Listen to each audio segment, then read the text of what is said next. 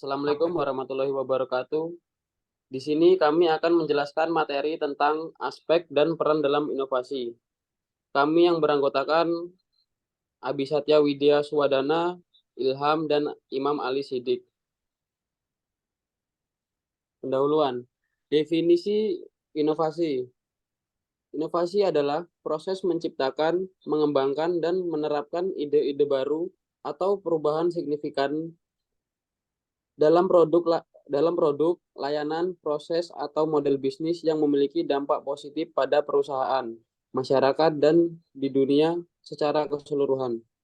Pentingnya inovasi. Inovasi adalah pendorong utama kemajuan dalam berbagai bidang, termasuk teknologi, bisnis, pendidikan, dan kesehatan.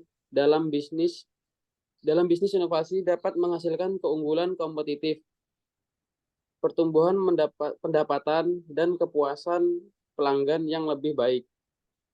Perkembangan teknologi dan tantangan global mendorong organisasi untuk terus-menerus berinovasi untuk tetap relevan.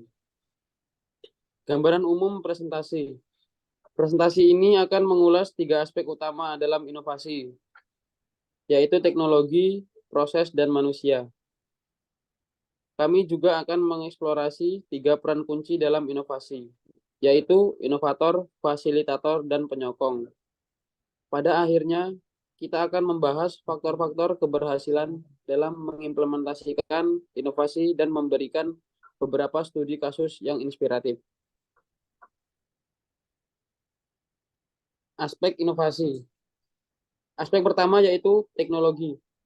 Teknologi adalah salah satu aspek kunci dalam inovasi. Ini mencakup perkembangan dan penerapan alat, sistem, dan pengetahuan baru yang mengubah cara kita bekerja dalam hidup.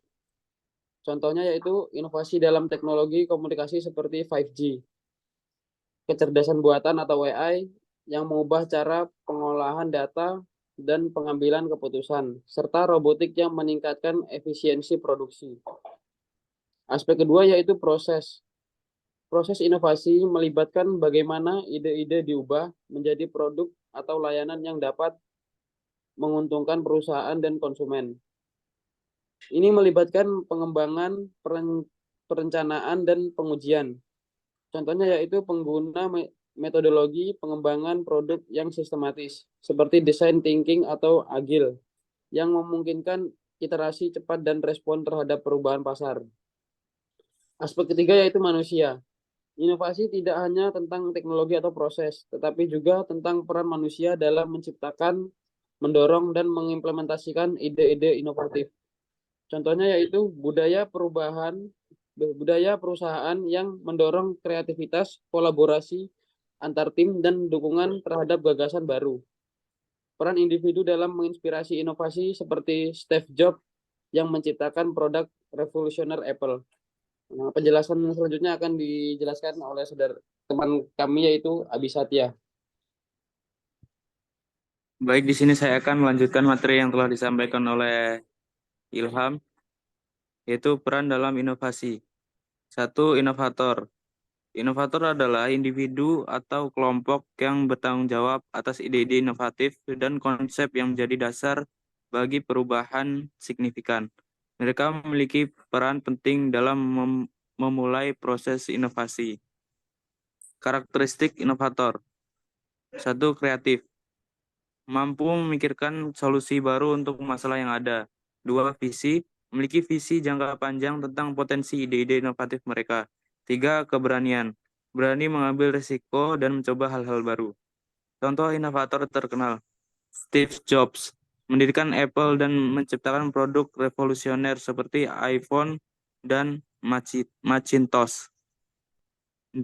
Thomas Edison, penemu yang mengembangkan ribuan paten, termasuk bola lampu dan fonografi. 2. Fasilitator. Fasilitator adalah individu atau kelompok yang bertanggung jawab untuk membantu mewujudkan ide-ide inovatif menjadi produk, layanan, atau solusi yang dapat diimplementasikan. Peran fasilitator. 1. Manajer proyek. memimpin tim dalam mengembangkan produk atau proyek inovatif. 2. Pendukung tim, memberikan sumber daya, alat, dan dukungan yang diperlukan oleh tim inovasi. 3. Mengatasi hambatan, membantu dalam mengatasi hambatan dan tantangan yang muncul selama proses inovasi. Contoh contoh peran fasilitator, manajer produk yang membimbing tim dalam mengembangkan produk baru, perusahaan yang menyediakan sumber daya fasilitas penelitian kepada inovator. Faktor keberhasilan inovasi. 1. Pentingnya faktor keberhasilan inovasi. Untuk mencapai inovasi yang sukses, ada sejumlah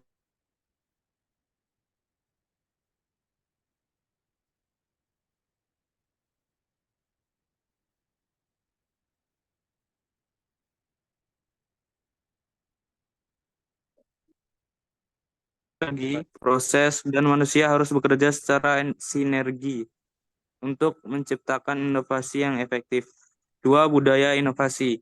Menciptakan budaya perusahaan yang mendorong kreativitas, eksperimen, dan pembelajaran dari kegagalan. 3. Pengelolaan risiko. Mampu mengidentifikasi, mengukur, dan mengelola risiko yang terkait dengan inovasi. Studi kasus keberhasilan inovasi. Contoh perusahaan. Perusahaan-perusahaan terkenal yang berhasil menerapkan faktor-faktor keberhasilan inovasi. Penerapan prinsip inovasi. Bagaimana faktor-faktor tersebut diterapkan dalam konteks nyata. Materi selanjutnya akan disampaikan oleh Saudara Ali. Oke, saya akan melanjutkan materi dari Abi Satya. Model pembangunan tim menurut Bruce Tuckman, 1965. Model pembangunan ini menurut Bruce Tuckman yang terkenal dengan istilah model Tuckman atau model pembangunan tim Tuckman, menggambarkan 5 tahapan utama dalam perkembangan tim. Model ini membantu memahami bagaimana tim berkembang, menghadapi tantangan, dan menjadi efektif seiring waktu. Berikut adalah penjelasan tentang setiap tahapan dalam model Tuckman. Forming, biasa disebut pembentukan. Yang pertama, tahap awal dalam pembangunan tim. Yang kedua, anggota tim baru bertemu dan memahami tujuan, peran, dan tugas mereka. Yang terakhir, anggota mungkin merasa canggung, mencari validasi, dan menghindari konflik. Storming atau konfrontasi. Yang pertama, tahap di mana perbedaan dan konflik mulai muncul. Yang kedua, anggota tim memiliki pemahaman yang lebih baik tentang perbedaan dalam pendapat, nilai, dan gaya kerja. Ini yang ketiga, ini adalah tahap yang seringkali penuh dengan ketegangan, diskusi, dan persaingan untuk mendefinisikan peran dan tujuan tim. Norming atau normalisasi. Pertama, tim mulai menemukan keseimbangan dalam menciptakan norma atau aturan perilaku yang diterima bersama. Kedua, anggota tim mulai bekerja lebih baik bersama, berkolaborasi, dan memahami peran masing-masing. 3. Konflik mulai mereda dan ada peningkatan dalam komunikasi. Performing atau prestasi. Pertama, ini adalah tahap di mana tim mencapai efisiensi penuh dan mulai bekerja sama dengan baik. Anggota tim bekerja sama untuk mencapai tujuan bersama dan menghasilkan hasil yang diinginkan.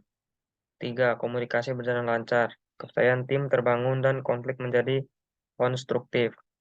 Terakhir, adjourning atau pengakhiran. Yang pertama, tahap terakhir dalam model ini tetapi tidak selalu terjadi dalam semua situasi tim.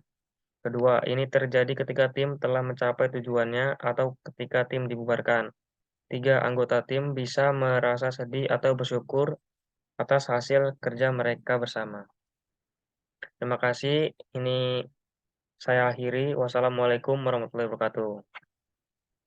Waalaikumsalam warahmatullahi wabarakatuh.